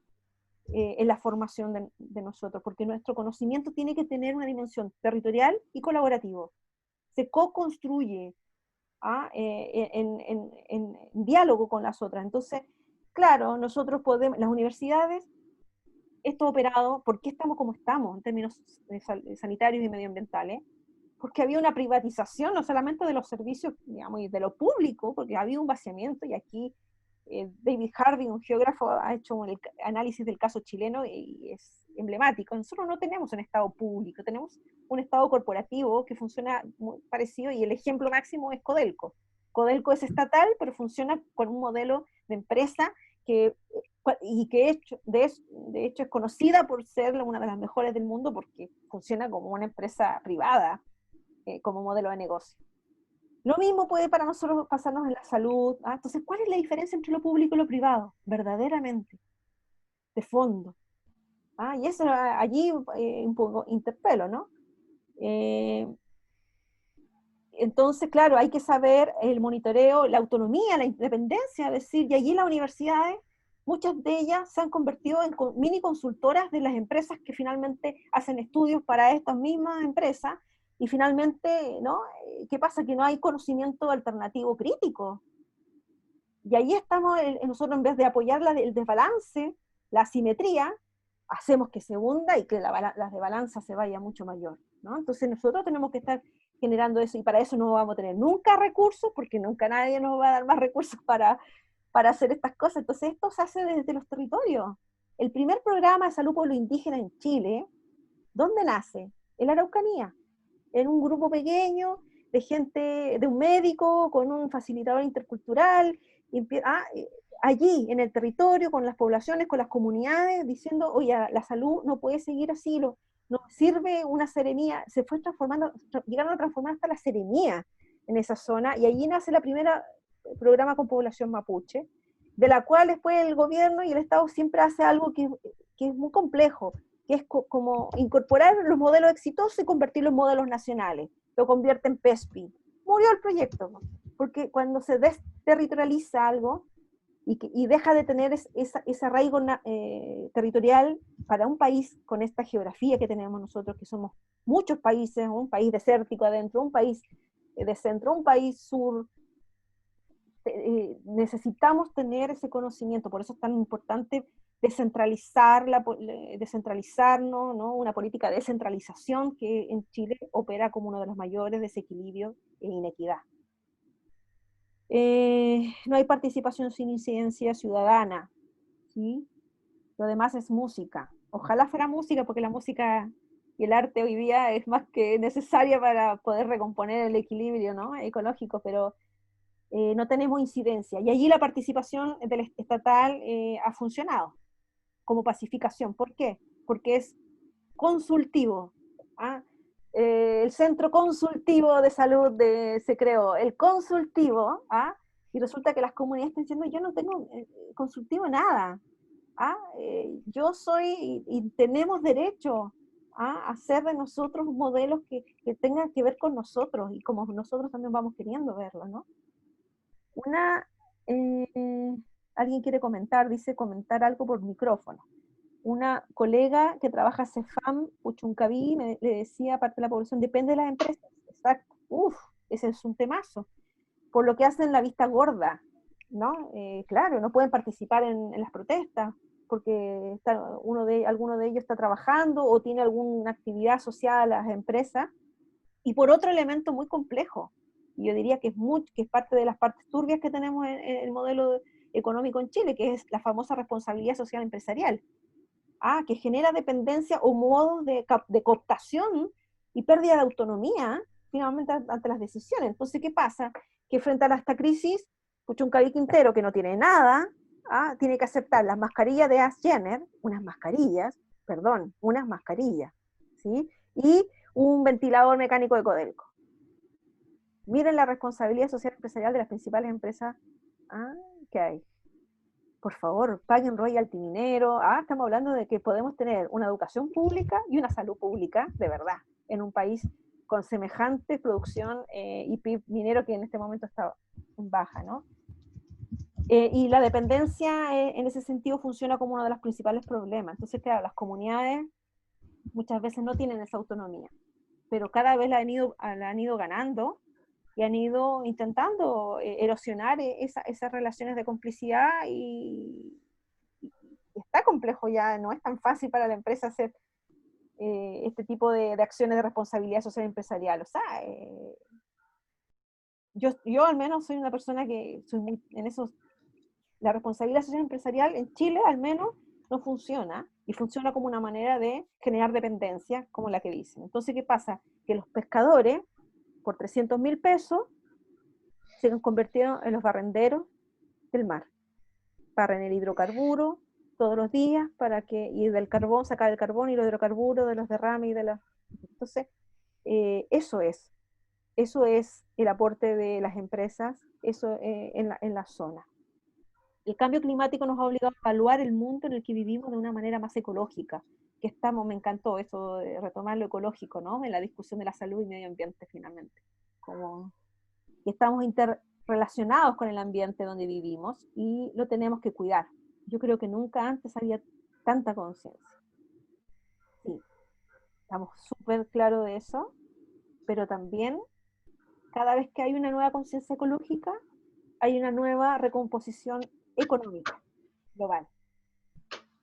¿ya? Y ahí estamos, es muy complejo, ¿no? Porque estamos hablando que los indicadores muestran que los fósiles van a seguir siendo usados, y toda esta discusión y gran parafernalia de los renovables no convencionales, convertir a Chile en solar, gran energía solar, es un gran, digamos, discurso. Hemos ido ganando porque se ha ido convirtiendo en un problema para las autoridades este tema, pero no es posible en verdad. Y finalmente se van introduciendo proyectos como cordones polpaicos acá, ¿no? Que lo que quieren hacer ahora es generar también, entre otras cosas, desalinizadoras en la propia costa de Puchuncaví Quintero, porque todo es ahí, y se siguen ampliando proyectos para desalinizar agua que vaya hasta por Quillota, hasta Colina, para Santiago, porque el tema hídrico, comprenderán que es dentro de las crisis ecológicas más graves, es la que nos está afectando a nosotros como región, particularmente la zona central, y en estas regiones en particular donde la crisis, con todas estas hermosas lluvias, no logran capturar el desequilibrio hidrológico que se ha producido por la sobreexplotación hídrica, ¿ya? Y el modelo de aguas que tenemos en Chile. La única salvación... Paola, ¿Sí? Paola, dentro de las alumnas está Ellen, que es una psicóloga criada en Quintero, que trabaja en el Servicio de Salud Valparaíso San Antonio, y que quiere hacer un comentario en forma Directa, bien, face to face. directa. Por Ay, favor. pero no la puedo. Hay que quitar el mood. Espérate. ¿Te puedes quitar tú el mood, Helen? No, Sí, ahí. perfecto. Ella.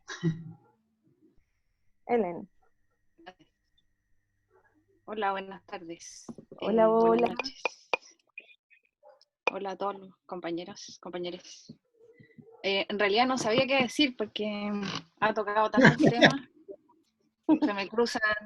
Se me cruza la vivencia con la formación en salud, en ciencias sociales, en interculturalidad, en un montón de cosas. Y además, gracias al trabajo de Yuri, que me gustaría destacar, y del Colmen, con todo ese trabajo que han apoyado a la zona de Quintero Puchuncaví en la construcción de evidencia. Aunque iba a cerrar con eso, pero bueno. A ver, de lo que dijo la profe, agradecer la sistematización. Mi abuelo era agricultor de lentejas en Puchuncaví y perdió su trabajo porque por la contaminación ya no era rentable, y precisamente la contaminación en los suelos hizo también, en el fondo, la contaminación en lo que se comía y en los pescados, que es algo que uno de costa tiene muy incorporado, y en la producción de los vegetales que teníamos.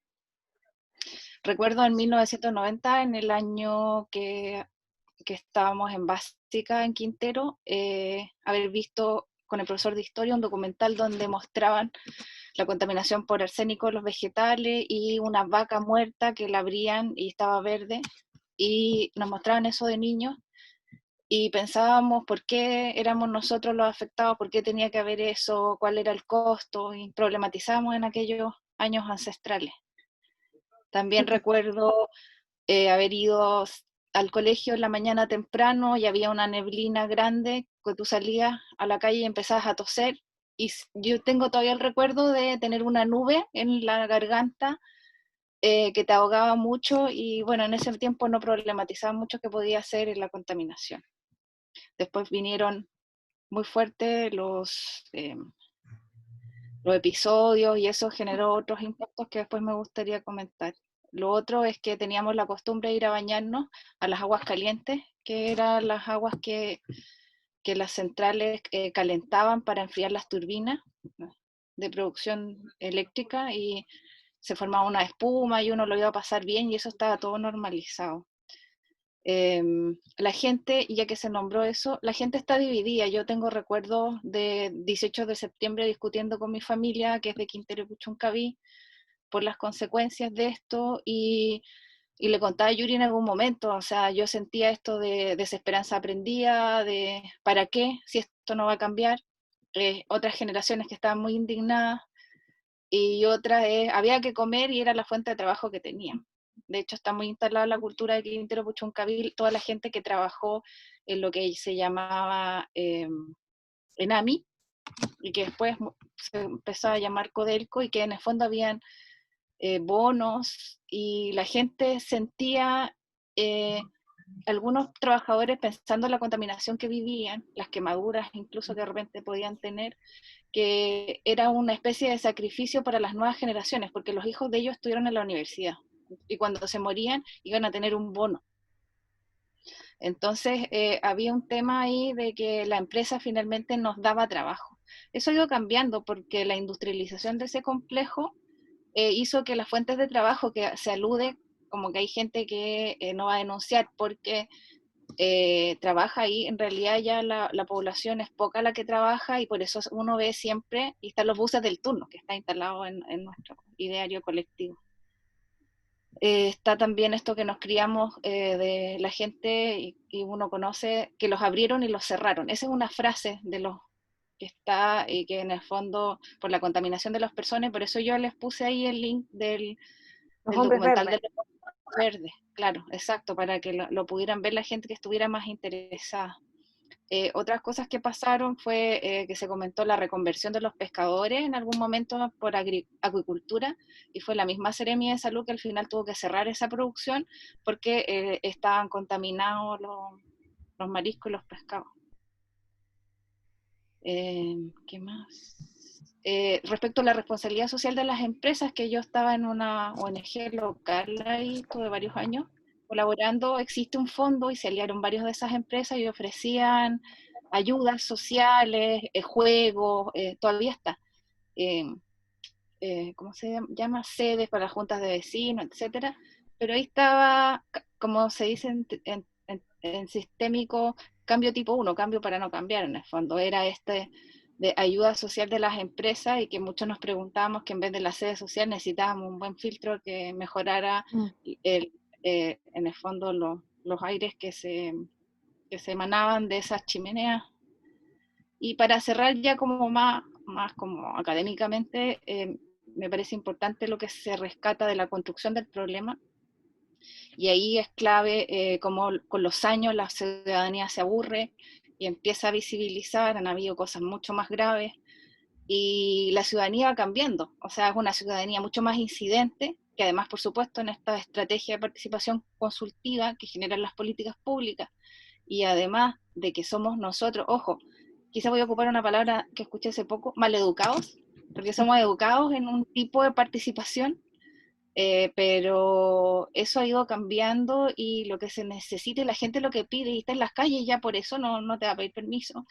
Y nuestro rol ahí es como nosotros, como funcionarios de salud, como estudiantes de salud, en nuestro rol, cómo aprendemos en esta negociación, en la construcción de la ciudadanía, en colaborar. Entonces, lo que quizás podría recalcar es esta mirada que quizás hablan de cómo es una salud o salud planetaria, en el fondo una mirada más integral de nosotros los profesionales, del CEFAM y los hospitales insertos en contexto y que todo nos afecta, en el fondo, con una mirada más, lo que decía la profe, basada en el territorio, en el conocimiento y la articulación con los actores del territorio, para lograr soluciones más locales. Y en ese sentido, quizás, si uno piensa, y con esto terminen, disculpen, está un poco ahogada, atorada.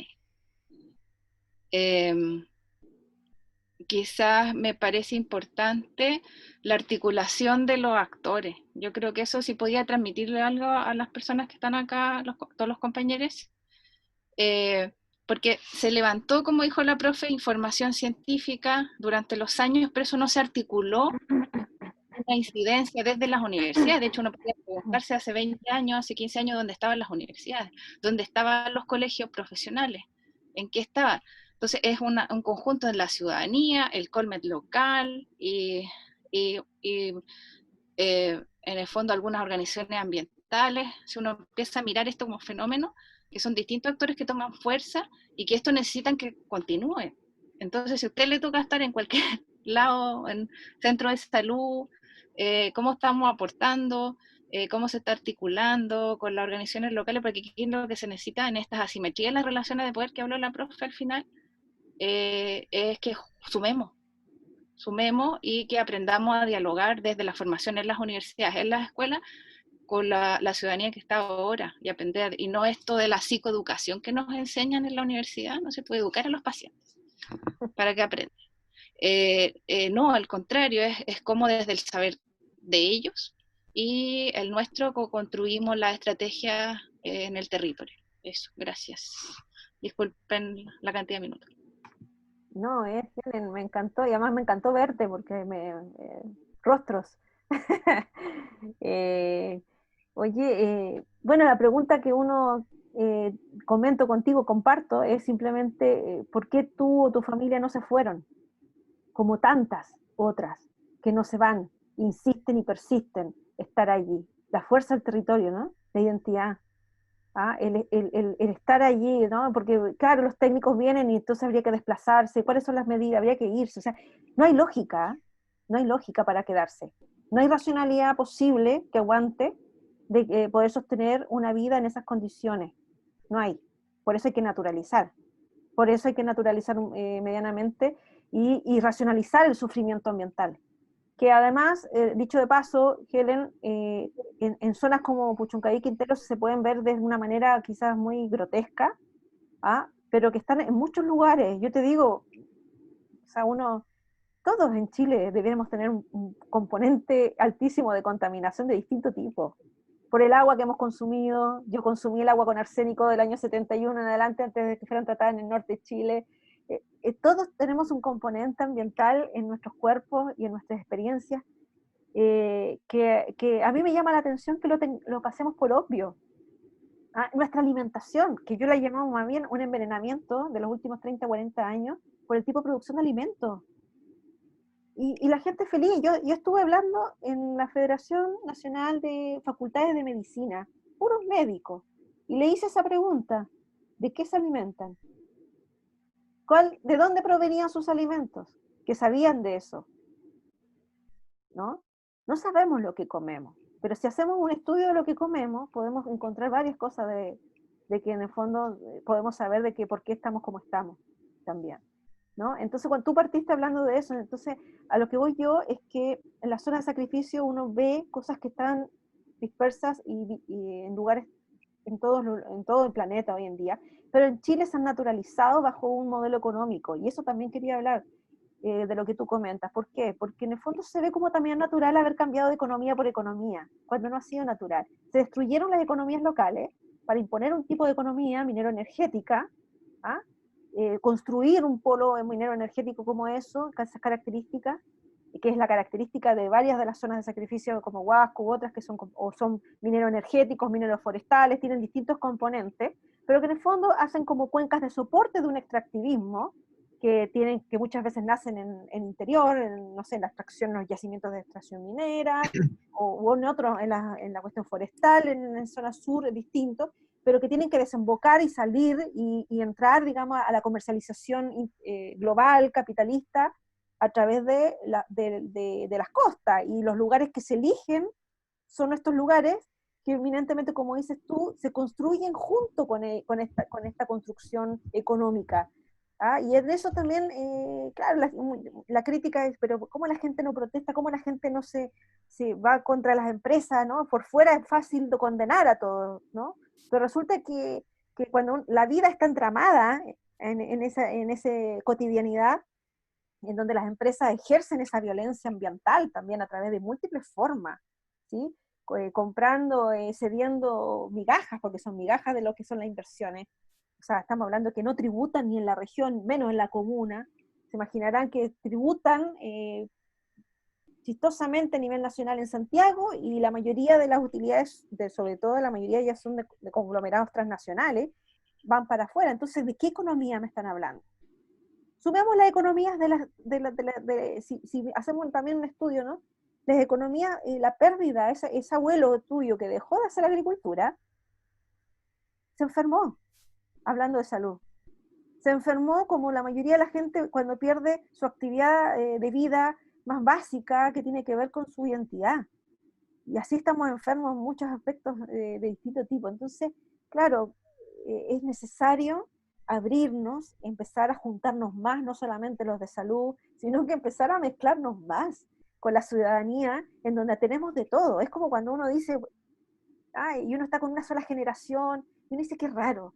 Y en esto las comunidades indígenas son muy, muy interesantes cuando uno, como plantean, ¿no? En el fondo no hay una comunidad sana cuando tenemos puros jóvenes, puros adultos mayores, necesitamos intergeneracionalmente, intercambian también, ¿no? La gente joven nos trae cosas, los mayores nos entregan otras. Hay una serie de cosas y de formas de clasificación de programa adultos mayores, programa esto. Necesitamos una sociedad construida distinta y una política pública que nazca en otro lugar, ¿no? Y que dé cuenta también críticamente del mal vivir y de la enfermedad que produce este modelo económico que nos intoxica desde el punto de vista de lo que tú dices claramente, y intoxica nuestros cuerpos y nuestras mentes. La toxicidad no es solamente una cuestión química, y ahí no es solamente SO2, arsénico, ¿no? Es más que eso, es una vida intoxicada, es una vida, es un hábitat, es un lugar social, una relación social que está intoxicada. Muchas gracias, Paola. Estamos llegando a nuestro horario, creo que incluso nos excedimos. En primer lugar, te quiero decir que lindo que verte así, con tanta energía, porque esa es la energía que necesitamos en este momento de recuperación, de retomar nuestros ritmos de movimiento, no ser dominados por tanto encierro, por tanta clausura, por tanta ralentización. Así que muchas gracias, creo que ha sido muy interesante que el diálogo, has despeinado un poco, que era la idea de la sesión, ¿no? Despeinar las ideas de salud y ambiente, y por supuesto que estamos ante un tremendo desafío intelectual de repensar muchas cosas, así que un gran valor para nosotros, para los colegas, mirarte, escucharte, volver a darle vuelta a estos problemas, y creo que ha sido un aporte para este curso, un aporte muy, muy significativo. Muchas gracias a Dorita, ustedes. No sé si tú tienes ahí tus palabras de cierre. Sí, bueno, Paola, un poco lo que dice Yuri, o sea, realmente ha sido una clase, en lo personal, tremendamente enriquecedora, preocupante, y yo creo que eso es bueno, o sea, que nos motivemos, que nos preocupemos, como han dicho casi todos aquí, ojalá que de esto salga algo. Yo me quedo con la intervención de Helen. Nos vamos a comunicar porque realmente salud pública no se puede hacer a un lado de esto. Ya hay mucho camino andado, pero nada concretizado en beneficio, y bueno, esperemos que esto nos haga hacer algo más concreto para darle alguna solución o comenzar el camino de una solución. Y además decir que te vamos a obsequiar este libro, que es un libro que se llama La Provinciana. ¿Lo conoces? ¿No? ¿Lo tienes? No. ¿Lo tienes? Muchas gracias. No. Mira, es una revista de literatura y pensamiento que valoriza la riqueza cultural de las distintas localidades de Chile y de América del Sur. Así que me parece súper adecuado para ti. Muchas gracias. Es de la Universidad Valparaíso, de la editorial. ¿Ya? Así que te lo vamos a hacer llegar. Gracias, Bueno, Paola. para cosas concretas podemos seguir trabajando también ahí, así. De todas maneras, no te preocupes que nos vamos a seguir contactando, ¿ya? Porque tal como dices tú, para cosas concretas, tenemos que hacer algo. No Hay que podemos trabajar por la quedarnos recuperación conociendo un problema sin... Hay que trabajar por la recuperación social y ambiental, y así ya dejar de ser Exacto. zona de sacrificio, ¿no? Sí, Ellen? y dejarlo establecido para la nueva constitución. Exacto. Ya, por favor, a los alumnos que no se vayan porque voy a pasar lista. Gracias, Bueno. Paola. Chao. Chao a Gracias, todos, Yuri. muchas gracias. Muchas gracias a ti. Nos vemos.